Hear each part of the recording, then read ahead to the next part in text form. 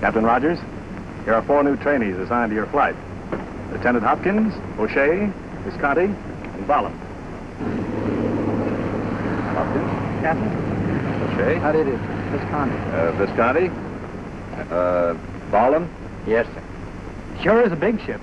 Pretty hot to handle, sir? Oh, I wouldn't say so. She's a mighty sweet airplane. Comes in like a rocket the way it looks to me. Oh, she's easier to land than you think. Aren't there a lot of trick gadgets in this plane? Well, not much more than you have in training planes. Just a few things you need for high-altitude work. And they put them where they're easy to use. It's got the roomiest cockpit of any fighter plane I've ever seen. Now, it's easy to fly if you just think about what you're doing. I'll bet there isn't much time to think either. Well, that's about all there is to do up there, Bollum. This ship flies just like any other airplane. You do about the same things you've always done. Of course, she doesn't fly herself, you know. Does she feel very heavy in the air, sir? Sir, how fast will she dive? When do you use the turbo? Well, I think you guys get just a little bit ahead of me. Suppose we go into the pilot's room and we'll begin at the beginning.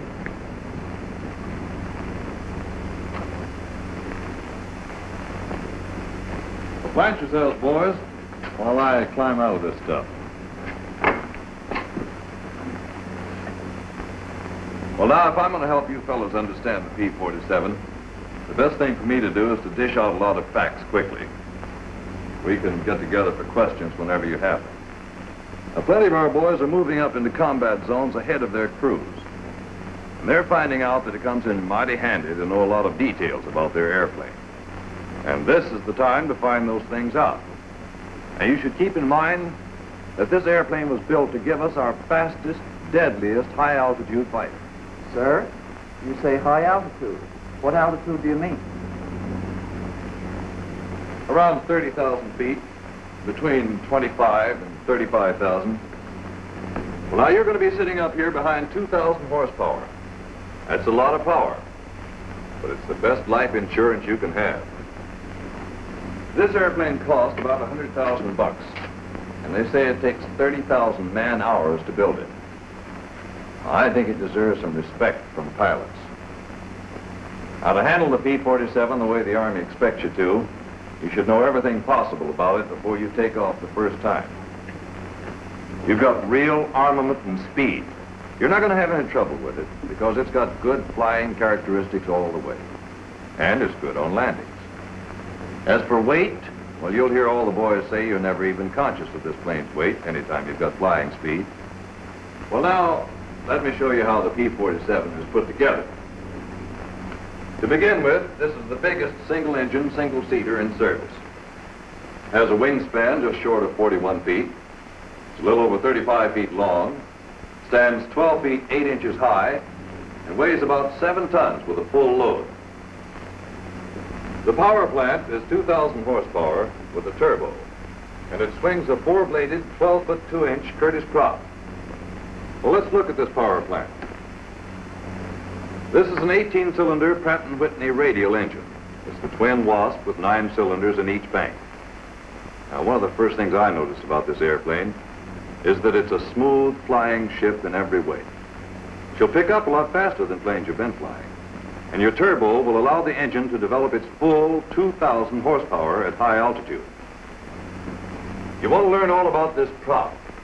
It's a Curtiss electrically controlled constant speed propeller. Now, the reason there are 4 blades is to have enough propeller area to absorb the power of this 2,000 horsepower engine. Right here, on the left side of the cockpit, is a switch panel with a selector switch that gives you positions for automatic or manual control of the propeller. You've got increase RPM and decrease RPM positions. Ordinarily, you'll use the automatic position, but if that should ever fail while you're flying, switch to manual and then increase or decrease RPM. Of course, you want to check your breaker switch first. Well, now here are your 2 self-sealing gas tanks. The main tank, forward of the cockpit, holds 205 gallons. Your auxiliary tank holds 100 gallons. The plane has better flying characteristics when this auxiliary tank is empty. So after takeoff, when you've reached a safe altitude, You switch to auxiliary and use this gas first to put the plane in better trim. There's a fuel level warning light on your instrument panel to tell you when you're down to 40 gallons in your main tank. Underneath the main and auxiliary tanks are electrically operated booster pumps. They're automatically on when fuel from that tank is being used. If the engine-driven pump fails, you turn your emergency and high-altitude rheostat to increase the speed of the booster pump. Captain, what's the fuel consumption of the engine? Well, that depends on your power and speed. For absolute minimum cruise, you'll use anywhere from 60 to 120 gallons an hour.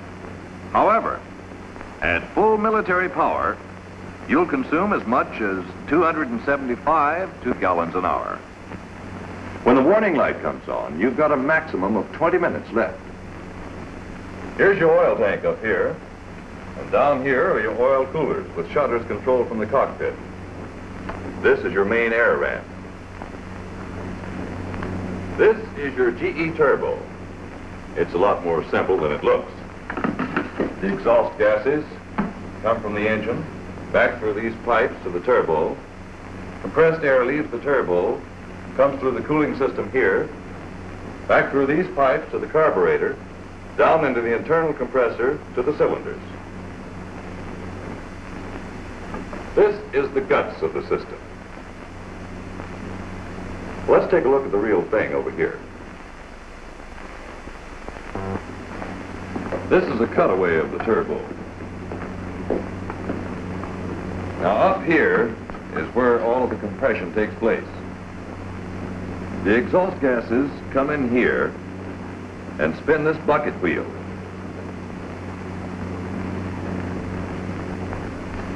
The bucket wheel is on the same shaft as the impeller, and it's this impeller that actually compresses the air.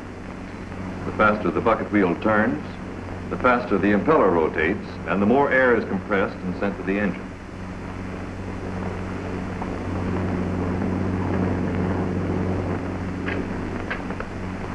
Here, just off the exhaust manifold, are waste gates.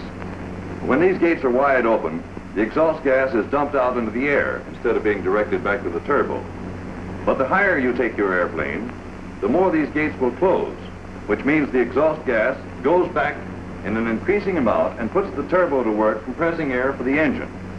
This action is controlled by a supercharger regulator. You guys will learn a lot about controlling your turbo when you're ready for altitude work. The throttle and turbo on the quadrant are normally linked together, but in transitional training you won't be using the turbo. Later on, if you want to get off the ground fast with full military power, you'll set the throttle and turbo control handle all the way forward, getting 52 inches manifold pressure and 2,700 RPM. Using maximum power for more than 5 minutes isn't a very smart idea, unless you happen to get a hiney on your tail. When you throw this switch on top of the throttle and push both throttle and turbo full forward past the throttle stop, you'll get war emergency power through the water injection on the P-47 D5s and subsequent models. When you're using water injection, water is mixed with gas and you'll really go places. Water injection is available for only 11 minutes continuous use, and you've got to use it sparingly, just like your ammunition. It sounds screwy, but brother, when you need that extra power, water injection will give it to you. Now let me caution you about something. When you're using the turbo and throttle interconnected, they should be retarded slowly. When you're using them individually, always retard the turbo first and then the throttle, making sure the turbo is never left ahead of the throttle. Your landing gear and flaps are operated hydraulically. I'll show you the controls when we get in the cockpit. As for armor, you've got steel plate in front of you about here, bullet-resisting glass, and your engine also gives you protection from the front. In back of you, you've got steel plate about here, and your fuel tanks give you secondary protection from underneath. As for firepower, you've got 8 50 caliber machine guns, 4 in each wing, with a maximum loading of 3,400 rounds. There's a trigger on the stick that fires all your guns at once. And let me tell you, they pour out plenty of hot steel. How are the guns charged, sir? Manually, on the ground. Well, I think I've told you about everything you need to know. Outside of the fact the little man said there are 105,895 rivets in this airplane. And enough aluminum to build the biggest kitchen sink in the world. Any questions? Okay, Lieutenant, suppose you come out on the line and we'll check through the cockpit. And the rest of you might be looking through the poop sheets. And get some time in that Republic cockpit training.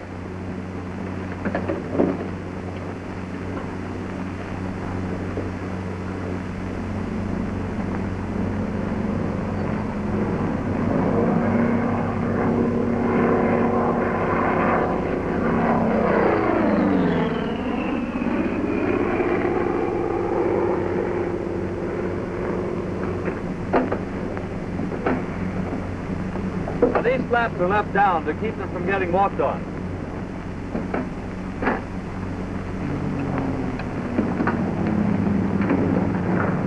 Now, nearly everything in here is familiar to you, but let's look at this cockpit clockwise and see what you've got in the 47 that may be new to you. Now, down here on your left is your fuel selector. You take off on main. On the trim box, you've got your elevator crank here.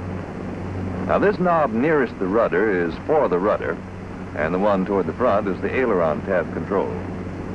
Also, down on your left, you've got this emergency hydraulic hand pump for use if the engine-driven pump fails. And here, your gun heat control. For your flaps, forward and the flaps are up. You pull back to lower them. You can stop your flaps in any position by putting the control in neutral. Well, now then, for your landing gear, to raise the gear, you flip this safety lock, press this button and raise the handle. And be sure to let it go all the way up. To lower the gear, push the handle all the way down.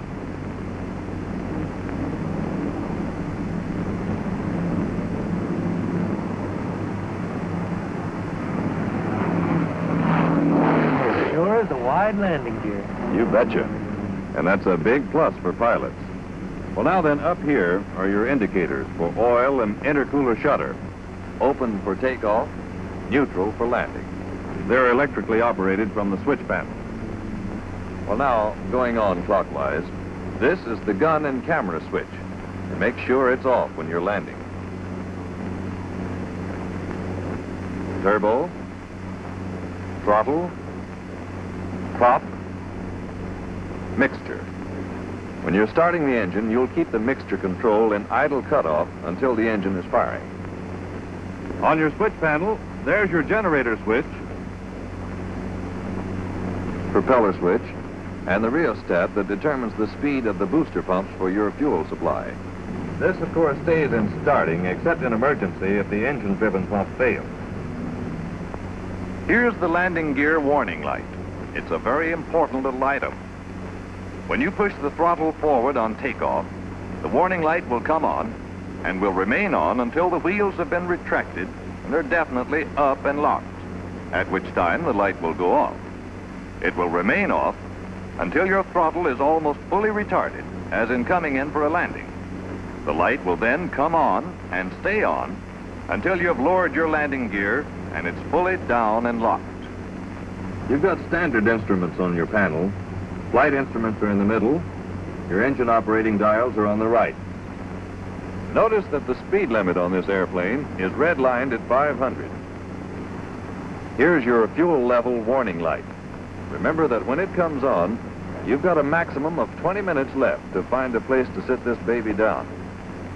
And this is the light for your turbo, which you don't have to worry about for a while, but which works like this. At turbo speeds around 1500 RPM, this light flickers. That tells you the light is in working order. And then it goes off until your turbo reaches about 18,000 RPM. And then it starts to flicker again. When your turbo gets up to 18,250 RPM, the light comes on steady and stays on steady until you reduce turbo speed below critical. The idea in high-altitude flight is to fly with this light flickering. Of course, you won't have to pay any attention to that until you get into altitude work. Now, the instruments on your panel are pretty much standard. Your criticals are shown in red, and you're okay so long as you're in the green. You've got your checklist, against which you can double-check your limits. Here is your parking brake.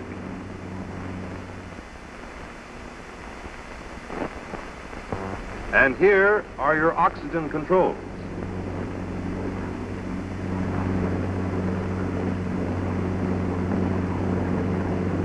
Before you start going on altitude missions, the oxygen officer will give you the details on your oxygen equipment. You'll want to know how to check your oxygen equipment carefully, especially for leaks.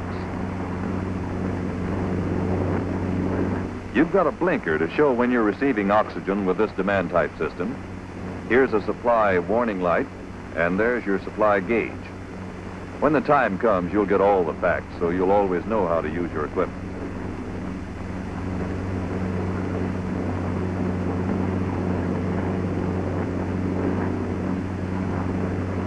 Over here is your cowl flap control.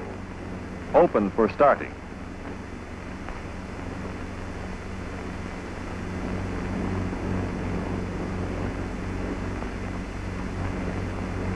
You've got some radio equipment over here. It's simple enough, but you'll get the details from your radio officer. Here's your tail wheel lock. With the handle back, the tail wheel is unlocked for taxiing, pushed all the way forward, and it's locked for takeoff and landing. That's your flap equalizer. To check for equal pressure, notice this rod. It should stick out 3/8 of an inch. You can make this check only when the engine is running. Now then, your canopy will slide forward when you press that release latch. Go ahead, try it. When you get it closed, take your finger and feel right under here for this nubbin. If you can feel it, she's locked all right. This ring. Oh, I see. Emergency exit. Right. If you want to get the canopy open in a hurry, you pull that ring and press the canopy release at the same time. 2 spoilers on the leading edges of the canopy open, and wind pressure forces the canopy back. Now then, if your canopy ever gets jammed on the ground, you've got these levers on each side. When you push them up, the glass panels fall out. Well, that looks like about everything. Except there sure is a lot of stuff in that switch panel. Oh, don't let that bother you. These are all circuit breakers down here, pop-out fuses. These are your light switches. They're all labeled, and you can study them. This is the ammeter. And here's the gun sight light rheostat.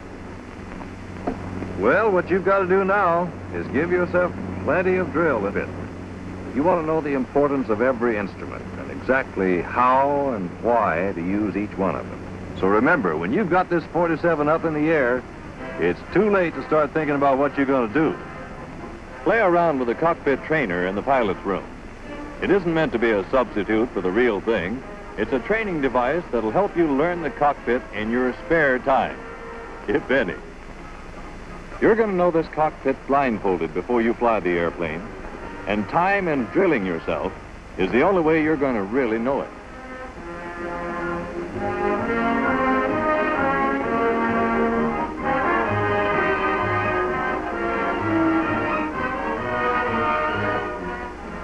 When you know the Thunderbolt the way you knew your trainers, then she'll really perform for you. And you'll know you've got a real airplane to be fighting in.